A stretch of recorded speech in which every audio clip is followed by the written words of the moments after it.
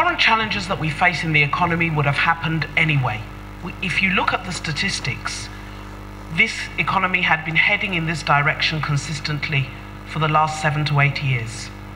Our GDP growth, whilst robust in nominal terms, was masking some very serious vulnerabilities. That is, it was a GDP growth that was not inclusive. And it was a GDP growth that basically consisted of a very high oil price, increasing debt levels. Indeed, we have all the debt that was forgiven in 2005 in the debt forgiveness had been gradually built up again in what is largely an unproductive economy. Only 10% of what we had been spending was going on capital. It is capital that grows an economy.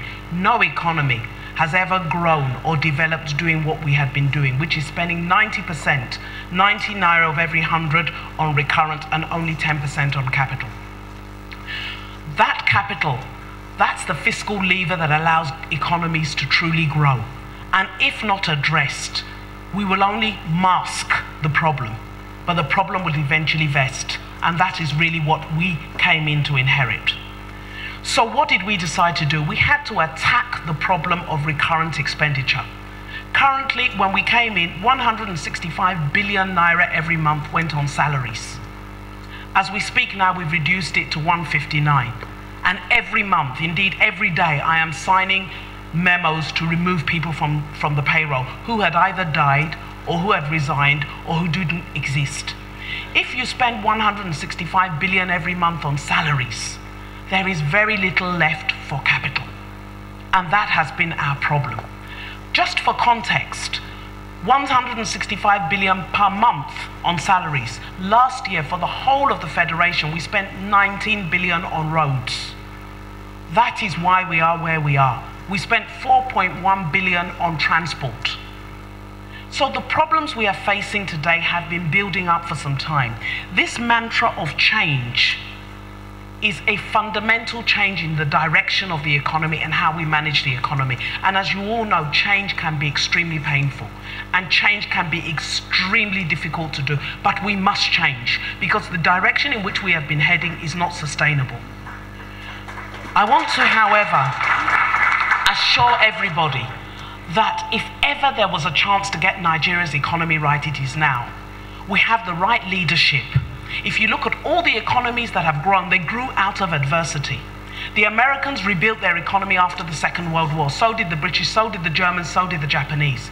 Ethiopia, which is hosted now as a model economy in Africa with huge GDP growth, 60% of their budget went to capital. But it was built out of the adversity of them not being able to feed themselves. Now everybody is hosting Rwanda. Rwanda is building because they had a genocide. Nigeria is rebuilding now out of one of the worst periods economically that we've ever been through.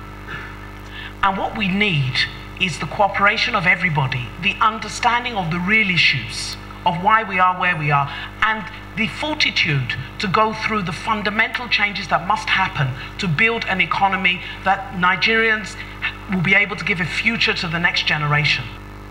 The diversification agenda is not a rhetoric.